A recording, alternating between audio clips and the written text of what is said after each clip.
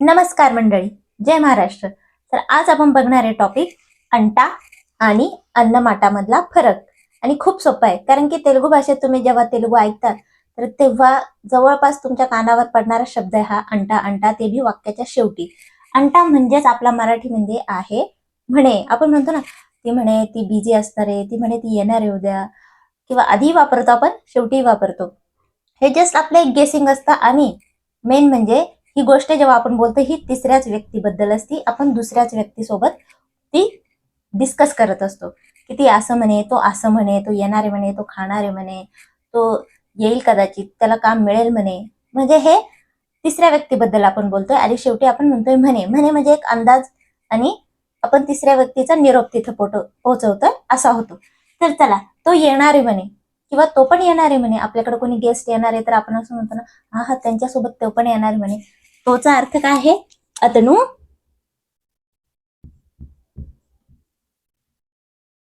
वस्ताडू. भविष्यकाळ आहे ना, येणारे. अंटा, तो पण येणार आहे म्हणे. अतनु कुडा वस्तडंटा. आता हे फ्लो मध्ये एकत्र होऊन जातो हा शब्द. बोलताना इतकं स्पष्ट कोणी बोलत नाही ना, अतनु वस्ताडू अंटा, अतनु वस्ताडू अंटा. नाही, अतनु वस्ताडंटा, आम्ही वस्ताडंटा, आम्ही तिनाडंटा, असं होतं ना ते. म्हणून आपल्याला शेवटी ते अंटा अंटा ऐकू येतं. आणि ते असं आहे म्हणे. ती बिझी आहे म्हणे. आमे, ती म्हणजे काय असतं? आमे, बिझीला बिझीस. हे बोली भाषेतले शब्द आहे. लगेच ते त्याला पण, हा जर इंग्लिश असेल तर त्यालाही मराठी काही शब्द सांगा तर नाही. हे आपण बोली भाषेत आपण सुद्धा तेवढीच इंग्लिश बोलतो. स्त्रीलिंगी आहे म्हणून उंदी म्हणे अंटा. कसं झालं हे? आमे बिझी उंदी अंटा. आणि म्हणताना आमे बिझी उंदंटा, असं एकदम फ्लो मध्ये येणार ते. तो खूप श्रीमंत आहे म्हणे. आपण आधी पण म्हणतो ना, म्हणे तो खूप श्रीमंत आहे, असं पण म्हणतो ना मराठीत आपण. तो अतनु खूप साठी चाला रिच. तर श्रीमंत साठी शब्द श्रीमंतडू असतो, पण रिच बोली भाषेत म्हणून तो पण लिहू शकतो तुम्ही. अतनु चाला रिच अंटा. अतनुसाठी इथे जर आपल्याला ते खूप श्रीमंत आहे म्हणे असं म्हणायचं असेल तर आयना तुम्ही वापरू शकता. आयना, आयना चाला रिच अंटा. हे ठिकाण खूप फेमस आहे म्हणे. आपण कुठं फिरायला जाऊ, ती प्लेस खूप फेमस आहे म्हणे, चला तिथं फिरायला जाऊ, असं आपण बोली भाषेत म्हणतो. इदी, हे म्हणजे इदी. ठिकाणला म्हणतात चोटू, पण बोली भाषेत प्लेस हा शब्द वापरतात. चाला फेमस अंटा.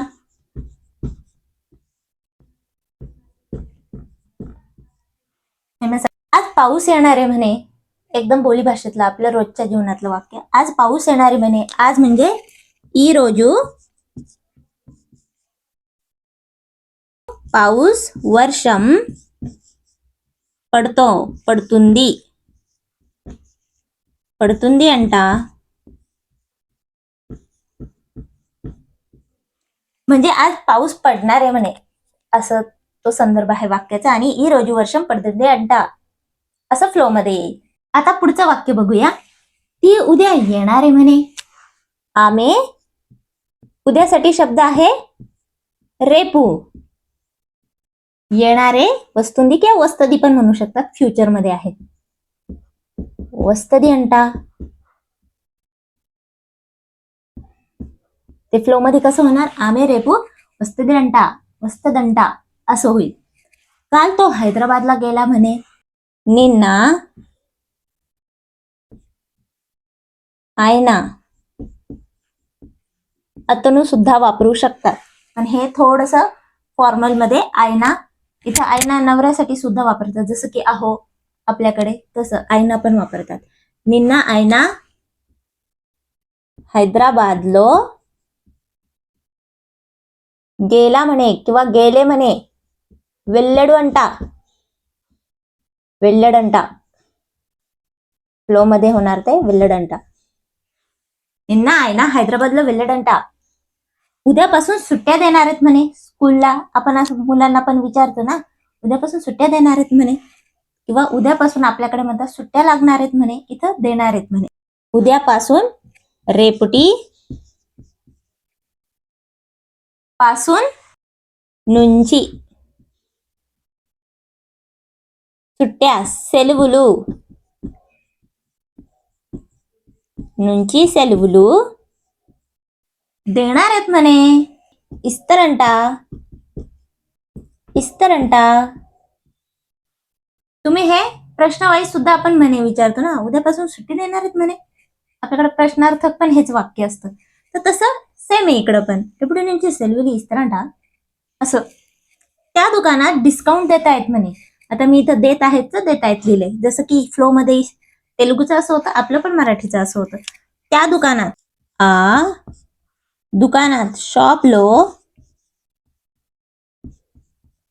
डिस्काउंट देत आहेत म्हणजे चालू आहे. ఇస్తున్నారు అంట. ఆ షాప్లో డిస్కౌంట్ ఇస్తున్నారంట असं होतं. पुढचं वाक्य, ती तेलुगू खूप छान बोलते म्हणे, किंवा खूप चांगली तेलुगू बोलते म्हणे. ఆమె తెలుగు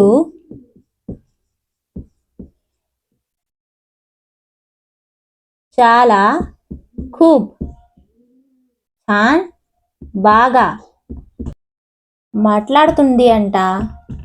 మాట్లాడుతుంది कारण की ती आहे ना, म्हणून शेवटी ఉంది. अंट మాట్లాడుతుండే అంట, మాట్లాడుతుంది అంట असं होतं ते फ्लो मध्ये. आजची मीटिंग कॅन्सल झाली म्हणे. तर खूपच मराठीत लिहायचं तर आजची सभा रद्द झाली म्हणे असं होईल, पण हे आपले डेली यूजचे फ्रेजेस आहे, मग आपण तेवढी तर इंग्लिश बोलतोच. ఈ రోజుది आजची म्हणजे ఈ రోజుది म्हणजे आजची. ఈ రోజుది मीटिंग कॅन्सल झाली साठी शब्द आहे आईंदी. आईंदी अंटा म्हणजे कॅन्सल झालेली आपल्याला कोणीतरी सांगितले, आपण दुसऱ्याच व्यक्तीशी ते डिस्कस करतोय. ఈ రోజుది मीटिंग कॅन्सल अయిందంట. ती तुला भेटायचं असं म्हणते. आता हे वाक्य बघा, ती तुला भेटायचं म्हणते म्हणे. आपण हे मराठीत वापरतो, पण तेलुगूत तसं येत नाही. मी मराठीतला संदर्भ लिहिलाय, तेलुगूत कसं येईल ते सांगतेच आहे. तर तेलुगूत असं येईल की ती तुला भेटायचं असं म्हणते म्हणे. म्हणते नाही वापरत तरी चालतं तिथं. ती तुला भेटायचं असं म्हणे, ती तुला भेटायचं असं म्हणे.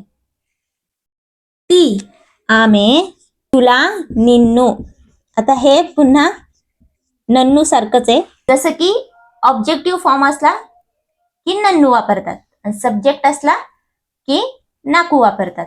तसंच आहे नीकू आणि निन्नू सेम आहे. कलवाలని కలవాలని అనుకుంటుంది.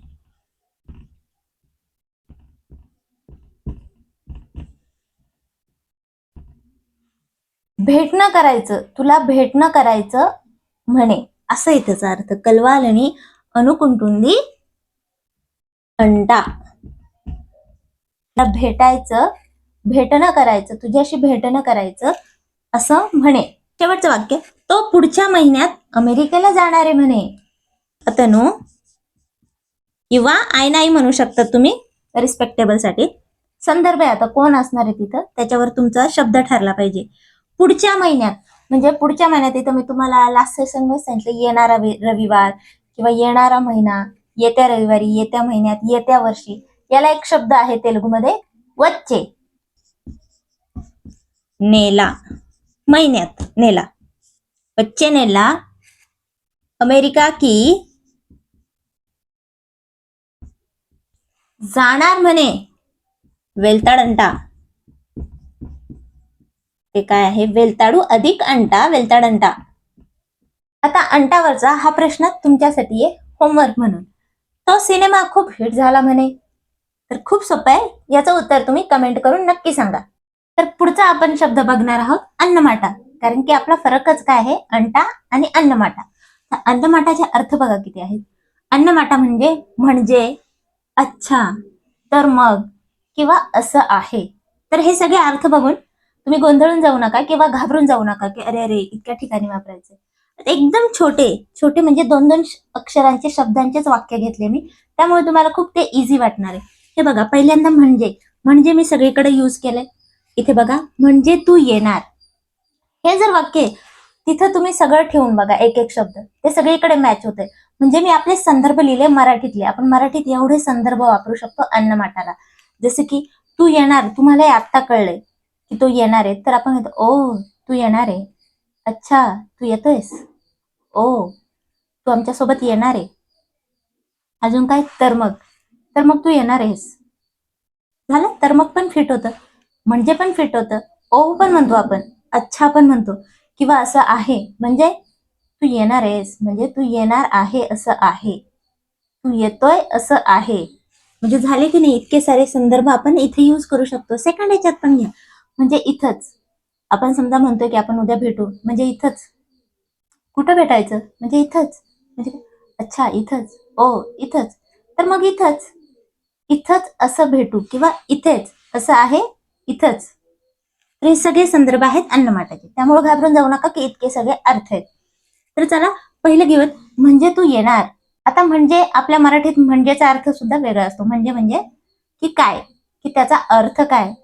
म्हणजे काय, तर तो वाला म्हणजे नाही, म्हणजे हा अर्थ. अच्छा, तर मग तर आपल्याला स्टार्टिंगला अन्नमाटा नाही वापरायचे, शेवटी वापरायचे. तू येणार, నువ్వు వస్తావు, నువ్వు వస్తావు. अच्छा तू येणार, నువ్వు వస్తావు అన్నమాట. అన్నమాట. बघा आहे की नाही सोपं. म्हणजे इथेच, इथेचला आपण काय म्हणतो तेलुगूमध्ये, कारण की म्हणजे इथेच. आता इथेच आपण इथे लिहू, म्हणजेच तर आपल्याला शेवटी लिहायचंय अन्नमाटा. इथेच साठी तेलुगूमध्ये शब्द आहे इकडा. इकडा अन्नमाटा. म्हणजे ते संपलं. अच्छा ते संपलं, ओ ते संपलं, तर मग ते संपलं. ते संपलं असं आहे, संपलं असं आहे. ते साठी अदी, हे साठी इदी. संपलं, అయిపోయింది అన్నమాట. म्हणजे तेच साठी शब्द अदे. अदे अन्नमाटा, म्हणजे तेच, अदे अन्नमाटा. म्हणजे आत्ताच. आत्तासाठी इప్పుడే आणि आत्तासाठी ఇప్పుడు. जेव्हा च लागतं तेव्हा एची मात्रा असते. हे बघा, तेच अधीच अदे झालं, आत्ताच इప్పుడే. अन्नमाटा म्हणजे इतकंच, ओ इतकंच, अच्छा इतकंच. इतकंच म्हणजे अंते, अंते अन्नमाट. म्हणजे तूच, तूच నువ్వే. तू म्हणजे నువ్వు, तूच म्हणजे నువ్వే अन्नमाट. म्हणजे खरं आहे, म्हणजे हे खरं आहे. हे विधानार्थी पण होतं आणि आपल्याकडे प्रश्नार्थक पण होतं.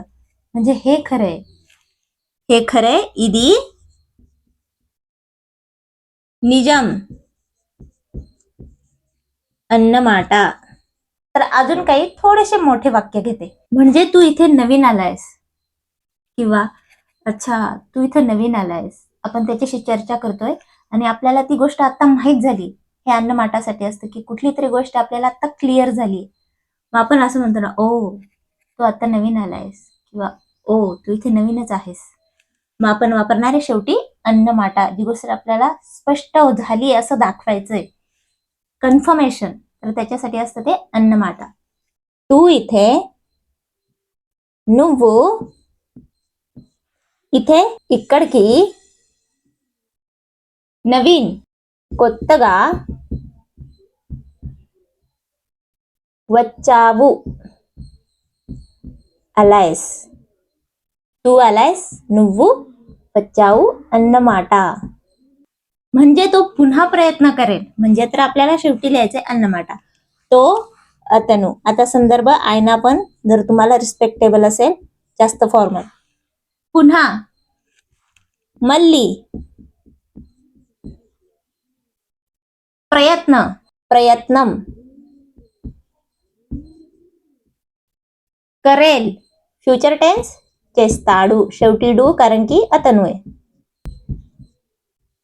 अच्छा तो पुन्हा प्रयत्न करेल. అతను మళ్ళీ ప్రయత్నం చేస్తాడు అన్నమాట. तर मग तू खरं बोलतोयस. क्लिअर झालंय ना, कन्फर्म झालंय. तर मग म्हणजेच आपला అన్నమాట. तू నువ్వు నిజం बोलतोय, చెప్తున్నావు किंवा सांगतोय, नाहीतर మాట్లాడుతున్నావు, చెప్తున్నావు. शेवटी वू आहे कारण करता वू आहे. నువ్వు నిజం చెప్తున్నావు అన్నమాట. నువ్వు నిజం చెప్తున్నావు అన్నమాట. अच्छा तो अजून आला नाही. हे कन्फर्मेशन झालंय तुम्हाला की तो अजून आलेला नाहीये व्यक्ती. तर तुम्ही ओ तो आला नाही अजून. तर अच्छा సేమ్ అన్నమాట. तो అతను अजून ఇంకా आला नाही రాలేదు. अच्छा तो अजून आला नाही, अजून ఇంకా రాలేదు అన్నమాట. पुढचं वाक्य म्हणजे हे खूप कठीण आहे. म्हणजे तर शेवटी वापरायचं आहे ना आपल्याला. ఇది हे म्हणजे ఇది చాలా చాలా कठीण कष्टम అన్నమాట.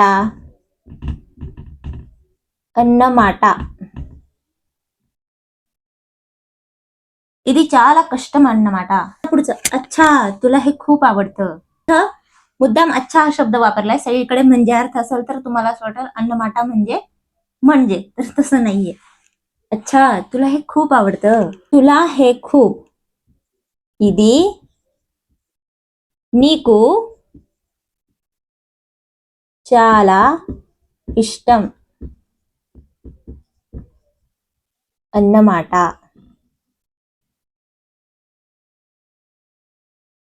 ఇది నీకు చాలా ఇష్టం అన్నమాట असं. तर मग तू हे काम पूर्ण केलं. तर मग अगेन అన్నమాట. तू हे काम నువ్వు हे काम ఈ పని పూర్ణ పూర్తిగా केलं చేసావు. इथं वो आहे कारण आपलं करता నువ్వు आहे. शेवटी అన్నమాట. आता पुढचं वाक्य मी असं घेतलंय, ओ तू मला मदत करणार. तर आता हे बघा मी मुद्दाम इथं ओ वापरले. तर अन्नमाटा जेव्हा वापरतो आपण तेलुगूमध्ये तर त्याचा संदर्भ हा टोमणा मारण्यासाठी सुद्धा होतो. जसं मराठीत आपण टोमणे मारताना तुम्हाला असंच म्हणायचं एखाद्याला की तो तुम्हाला कधीच मदत करत नाही आणि नाही त्यांनी केली आधी आणि करणार नाही याची तुम्हाला गॅरंटी आहे. पण तो म्हणतोय की मी मदत करेल तर तुम्ही त्याला टोमणा मारणार ना मराठीमध्ये. तू मला मदत करणार. ओ अच्छा तू मला मदत करणार म्हणजे तू मला मदत करणार असं आपण फक्त हावभावानेच दाखवतो. पण इथं नाहीये. तुम्हाला टोमणा मारण्यासाठी सुद्धा अन्नमाटाचा शब्दाचा वापर होईल. जसं की तू मला मदत करणार. तू నువ్వు నాకు సహాయం చేస్తావు. शेवटी आला वू कारण की करता आहे నువ్వు. నువ్వు నాకు సహాయం చేస్తావు అన్నమాట. असा टोमणा मारण्यासाठी सुद्धा तुम्ही अन्नमाटा शब्द वापरू शकता. तर अन्नमाटा आणि अंटा हे तुम्हाला समजलंच असेल. तर अन्नमाटासाठी तुमच्यासाठी प्रश्न आहे, अच्छा तो तुझा मित्र आहे, हे ट्रान्सलेट करून मला कमेंट बॉक्समध्ये नक्की सांगा. आणि हे सांगा की अंटा आणि अन्नमाटा हा फरक तुम्हाला समजला आहे की नाही. आणि आजचा व्हिडिओ आवडल्यास लाईक करा, शेअर करा आणि प्लीज चॅनलला सबस्क्राईब करा.